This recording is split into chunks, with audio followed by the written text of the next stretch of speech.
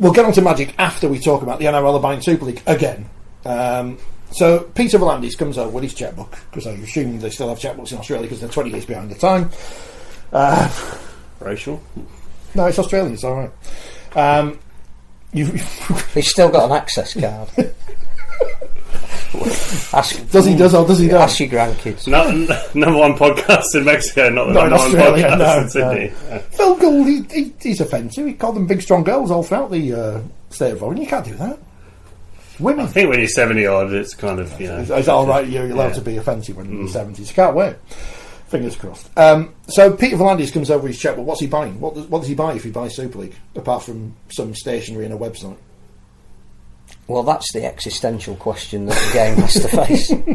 Because he'll whatever he buys, he'll want a return on, and to run, you would say. And I'm not sure he's looking to buy and rescue Rugby League. I think he's looking to. First of all, we don't know if he's looking to buy anything. No. There is nothing in any story that says the NRL are interested in buying. But I saw all these tweets saying they're buying Super League. They're very anodyne quotes saying we're at a very early stage of cooperation. It doesn't say anything about anybody buying anything or what they would pay. But you can almost foresee that if Vegas goes well over the next 5 years, which is going to be an audition of the best of Super League, that the NRL might say we need some kind of competitive competition in the Northern Hemisphere to back up, rival and expand into what we're doing in the Southern Hemisphere, because we cannot be the game on our own. That's why they are, whatever people think, they are funding most of International Rugby League that's going on this autumn, and they're deciding when it's being announced, and they're underwriting a lot of it, including the World Cup in 2026, the Ashes Tour in 2025. So they've got an expansion mentality at the moment. They're looking for an enhanced television contract, which they need to go to their broadcast partner of choice and say, we can offer you even more than we do at the moment. So you've got expansion on the one hand domestically, you've got the international game being given higher profile, and then you go, right, well, what do we need to do to maintain the supply of talent for all of these new clubs that are coming in, for new markets where we can sell more television rights, commercial partners that can be involved in the sport, not only see their brand on the pitch at the Sydney Football Stadium, but also maybe at, let's say, the Brick Stadium in Wigan. So what they would want to buy would be the very top end of the competition, or not buy, but invest in. So I think that there should be some people who support clubs going, it's not the greatest thing in the world if the NRL get involved, because they really wouldn't want us.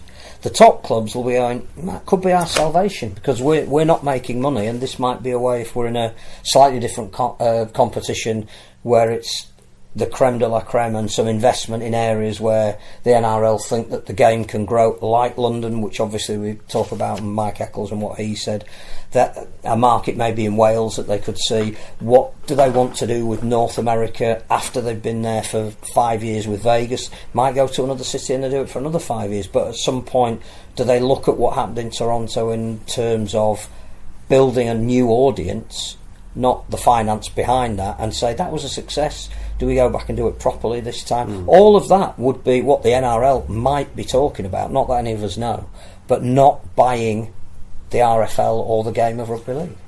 Well, I thought everything was going so well. Magic Weekend was successful. That's what I read. So why would you be looking for a partner if you're flying? What the NRL should do is Peter V'landys should get onto IMG, because they run this NFL Europe Academy thing, which tries to find talent which can be filtered into the NFL, which grows the game in different markets. And but you see, that is the other reason why the NRL are as interested as they are in the USA, and interested to the point where it's not just Vegas, it's the Roosters investing in the game, in becoming part of the board of USARL. It's to get talent. They've realised that they're, I don't think the USARL is ever going to be the elite league that is going to break rugby league in the USA. It's going to be a good league. It's going to be great for people that want to play the sport. They're going to have regular fixtures. But we're talking, from what I know, which is very little of elite sport in the USA, you're either at the very top or you watch it. Yeah. That's how you finance it. You know, there are some sports that will sit along in that community lane and they'll do fine, and the USARL do that. But what they want is the elite, and there are loads of athletes coming out of colleges that will not be professional sports people in the USA that would be perfect. Not just, and this is perhaps another reason why they're interested, not just getting into the NRL, which is oversubscribed with great players anyway, but we certainly need players. We need a new reservoir of talent, and what's the point of having all these combines and creating 5 players who might be able to be professionals if Australia only want one of them? Where are the other 4 going to go? Well, I'm sure we could find places for them in a different looking Super League. So there's loads of reasons why you would want to have a greater say over what's going on in the Northern Hemisphere, but that is not buying the RFL, in my opinion. No, I think if they were going to invest, they'd want to run things. They're not going to say, here's 50 million quid. No. Go and do like you've always done. Yeah, because that's failed. You've got the vote at... we know how that's gone. I've got the casting vote. Yeah. Use them as an example. What happened. They're not... Yeah, that's... I don't think Peter Valenti, he's many things, but I don't think he's a fool. No. And that they'll want to run things, and they'll want to put their people in charge. And again, it goes back to the story that about how Wigan and Warrington got involved in Las Vegas. It wasn't through the auspices or introduction of the governing body. It was a phone call from a chief executive who said, we need to keep generating money, we need to keep our club at the forefront of everything that's happening, we need to get our brand better known in new markets. I'll just ring and see if we can be part of this. That's quite shocking, though, on many levels. But also it tells you that the NRL ARLC would negotiate directly with clubs and pick off what they want, rather than necessarily say, here's 50 million quid for the whole sport. But surely the RFL and the IMG should be trying to do these sort of things and not leave it to individual clubs. I wouldn't be surprised, and we have no evidence because they won't give us any interviews. I think that IMG will be involved in this. In whatever the NRL want to buy, I think they would be facilitators, because they can see a return on the work that they're doing. But they had from those. They had no involvement in Vegas. I didn't see anyone from IMG. No, but I think their involvement in Vegas is getting TV deals. I wouldn't be surprised if it's they that have introduced free to air. Oh, yeah, I don't think that's the case, but I don't know that for a fact. But I think IMG, this is exactly the project that they would want to be involved in. I've done a piece on Euro League basketball in the new issue of Forty20 magazine, out now in shops. And IMG's involvement in turning that from what was a relatively successful sport into something that is absolutely massive. And again, there are parallels, because some of the teams get A licences and are always in it, and that's your Barcelonas and Bayern Munichs and Panathinaikos and Real Madrid, who you'd always want to be your front-facing clubs. And then there's space for, with the other 6 clubs, there's 2 get promoted from the Euro Cup, and the model and the money that they've made out of taking that from where it was to where it is now 10 years later, and in a similar sort of deal in terms of time frame to Rugby League, negotiating the TV contracts, getting the sponsors in, looking to take it to the Middle East, talking about expansion franchises in London, but it's got to be right. It's not just bringing somebody in because you like the name of the city, and all of that has the hallmark of IMG. The same guy who is involved in it with IMG is also the bloke that looks after this Rugby League agreement. So it can heading to Sydney, but it can be done remotely. So I think IMG can see where there is opportunity. An opportunity would be the NRL buying the elite end of Super League and creating a new competition that needed new TV rights, new commercial deals, and I think Vegas is almost a blueprint for that. So I wouldn't be surprised if IMG are working. I know that certainly the ARLC do use IMG for some of their negotiations. Rugby League influencer Steve Mascode says Alistair from IMG was at Magic. So, here we go. Drinking. What the sport obviously needs to do is get Chris Radlinski, who obviously sent the email to Peter Volandis and got off his backside and did something, and Danica together, because she's on the top trump and everything, so they know where to get where water doesn't, so they could be the people at the forefront of this Rugby League revolution. would it be Australia and England, Britain, whatever, completely different sports markets? Is that fair? Does Australia have a?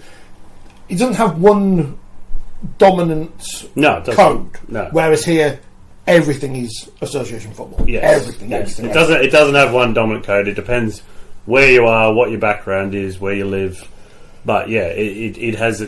Well, it's always had 4 football codes, and cricket is arguably the national sport. And as you know, cricket remains. It's much more popular in Australia than it is in the UK, for example.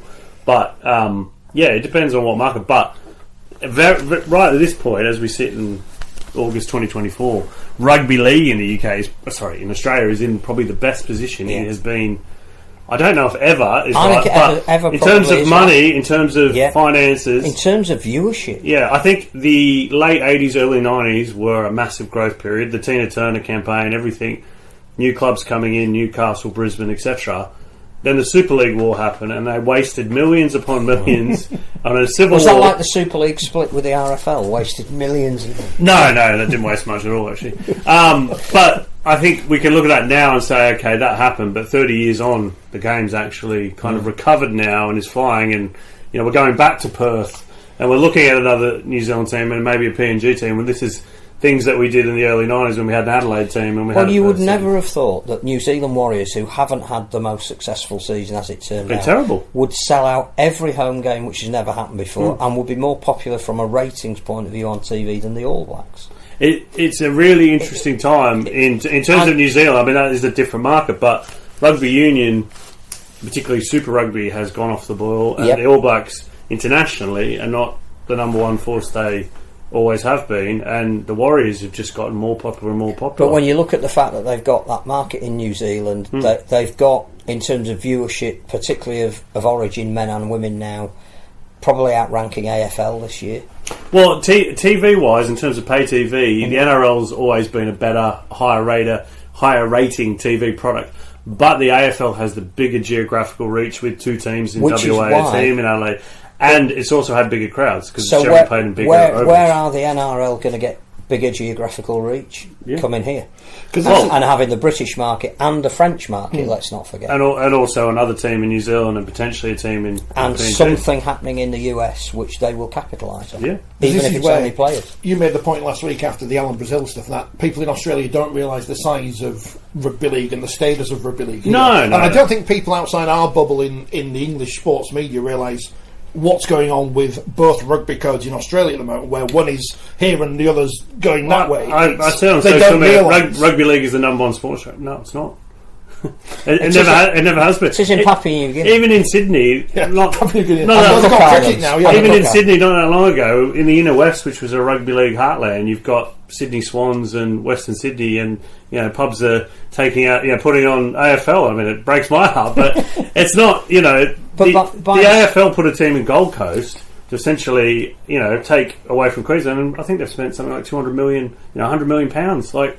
It's a very bitter war, but the NRL is having a lot of success at the moment, which it hasn't previously. By the same token, though, the NRL is now getting into the kind of schools that rugby union have always dominated. It's having more the pick of the athletes. But also, the one thing that the AFL have not got and will not get is an international element. They've tried, but they've failed. So if you're Peter V'landys and you're sitting around going, right, well, we've got the Pacific, and I don't think that's now going to go to rugby union. I think, we've got that, and that's one of the reasons why they wanted a Pacific Championship. But it's going to be announced eventually. They know. Well, I saw a story. It was in Stuff, the website, the New Zealand website. Tonga's playing New Zealand in early November, I think. There's a fixture. Maybe they read it. That's where they got it from. But they see that, and they see a sellout amounts like, so they say Tonga are an entity. Tonga. They can make money. But if you think the one thing that AFL haven't got is an international programme, and they're never going to have it. Yep. And V'landys can say, we've got the Pacific, we've got New Zealand, we're now expanding to the point where we can say we're in Australia in terms of if you want to see a game, the PNG team might be sited in Darwin. So, that's another territory that... We've been taking games to Darwin. Parramatta have been playing there regularly. They get good crowds. So then if you say, but then how do we consolidate this position and make sure that not only that, we start doing things that the AFL could never do. We get a competition in the Northern Hemisphere that includes England, possibly Wales, France, and then we look to 5 years in Vegas, and we might even have a plan after that 5 years to how we're going to suddenly the AFL are, to all intents and purposes, in terms of interest and reach, blown out of the water. But we have an internet. We have the Ashes. We just need England to be improving. Great Britain, England. England, Tommy Bastards, whatever you call them. Steve-O reckons it's going to be Great Britain. Well, it doesn't. I don't think a lot of listening to many podcasts, people like Shane Webke don't know the difference. It doesn't really matter from the Australian point of view, but they need Great Britain or England to be competitive. They need them to, and that would. But they will be more competitive. Look at 2005 in the Ashes in the cricket. Well, I think Australia had the Ashes for 16 years or something. 2003 in the Rugby League, all of the games were settled with the last try. Unfortunately, they all went to Australia, but it was the most competitive series. Plus, you're going to have at least 10 players, I would think, that are playing in the NRL. It's automatically already more competitive. Yeah, but I think they need, instead of 10, they probably need 30. Well, we need to bring back Dr. Marwan Kukash's idea of having the British Bulldogs, or he was going to buy the Newcastle United. Did he say that on our programme, or was that? Was that Liverpool? Liverpool. But after 50 years, if Great Britain or England won the Ashes, that would, it would be massive. But you need competitive. You've got New Zealand, who are arguably better than they've ever been. You've got Tonga, who's beaten New Zealand, beaten Great Britain, beaten Australia. Yep. You've got Samoa, who have unbelievable players. Got to get revenge off them. Got to get revenge. That's what it's been promoted as, revenge for that game from. But a I few just years think ago England stroke Great Britain, which is still England, will be more competitive by virtue of the fact that you can look at some of the performers in the NRL, like a Herbie Farnworth, and say, if they're fit, if they're flying, people will go and watch that. Oh, definitely. A, they're at the level, and B, they've now heard of them. I think looking back though, and when you look back, you can look back misty-eyed, but 2017, that team, that was such a good opportunity for England. It was. You look at the talent, your Grahams, your Sam Burgesses, absolutely, Robley, O'Loughlin, Colin and they Watkins. only lost a World Cup final in Australia 6-0. That's about as I was at the game. Close as you can get. Yeah, it was an amazing game, but we haven't. The two teams haven't played each other. No, but I think you stick a Dom Young in there that people love watching on a week-to-week basis. Kai Pearce-Paul, who's had a really good debut season. I think we can be more competitive than we've been for a while on a 3-match series because the best of our players are playing over there. Much like 2006 has lauded that result of the SFS. Something like that would be huge. Yep. Yeah, it would revitalise the game in this country as well. And it would make it easier for the NRL to buy proportions of the competition. Can we just have some dates and venues for next year, Phil? Not that you're in charge, but... they will announce the Asia Pacific possibly end of this week or next. Just a week before the games are on. And then they'll think about doing 2025. Is it too hard to do? Yes, they can only do one thing at a time. So they didn't want anything to interfere with Origin, so we didn't get the announcement. It's like if we'd have said Tonga are playing New Zealand, people wouldn't have gone to watch. I used a word in my column today, shambolic. I'd like to reuse that.